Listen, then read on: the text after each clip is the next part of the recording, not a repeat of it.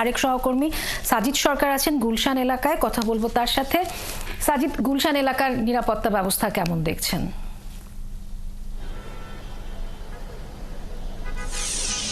অবশ্যই এটাকে যেমনটি বলছিলাম যে পুরো রাজধানীর মতো গুলশান, বনানী, বারিধারা পুরো এলাকাটি আসলে নিরাপত্তা চাদরে ঢাকা হয়েছে। বিশেষ করে প্রবেশ পথগুলো ইতিমধ্যেই কিন্তু আসলে চেকপোস্ট বসানো হয়েছে।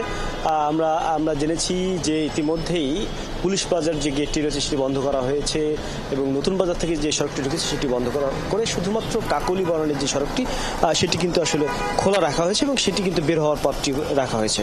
আর ইতিমধ্যেই গুলশান ২ নম্বর গোল চত্বরে সাদা পোশাকে অর্থাৎ গোয়েন্দা বাহিনীর পক্ষ থেকে তারা কিন্তু আসলে টহল দিচ্ছেন। আমরা বেশ কিছুক্ষণ থেকে দেখছি তারা। আপনি জানেন যে আসলে গুলশান, বনানী, বারিধারাতে যেহেতু বিশেষ করে কূটনৈতিক জোন এলাকা রয়েছে সে কারণে কিন্তু এই তৎপরতা বেশি আমরা লক্ষ্য করছি। একই সাথে পাশেই যেহেতু হাতিঝিল এলাকা রয়েছে সেই হাতিঝিল এলাকাটাইও কিন্তু আসলে নিরাপত্তা চাদরে রাখা হয়েছে। সেখানে কিন্তু বলা হয়েছে যে সন্ধ্যা ৬টার পর থেকে একেবারেই কিন্তু সেই সমস্ত এলাকাতে গাড়ি পার্কিং করা নিষেধ এবং কোনো ধরনের অনুষ্ঠান সেখানে করা যাবে না।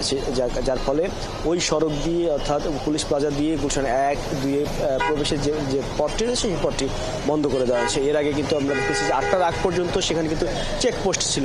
পরবর্তীতে সেই চেকপোস্ট বন্ধ করে দিয়ে একেবারে কিন্তু পুরো রাজধানীর মধ্যে গুলশান, বনানীতে এবং বারিধারা পুরো এই এলাকাটাই একেবারে নিরাপত্তায় ঢাকা হয়েছে। সাজিদ, অনেক ধন্যবাদ আপনাকে। আপনি আছেন সেখানে, আমরা নিশ্চয়ই পরবর্তীতে আবারও ফিরবো আপনার কাছে।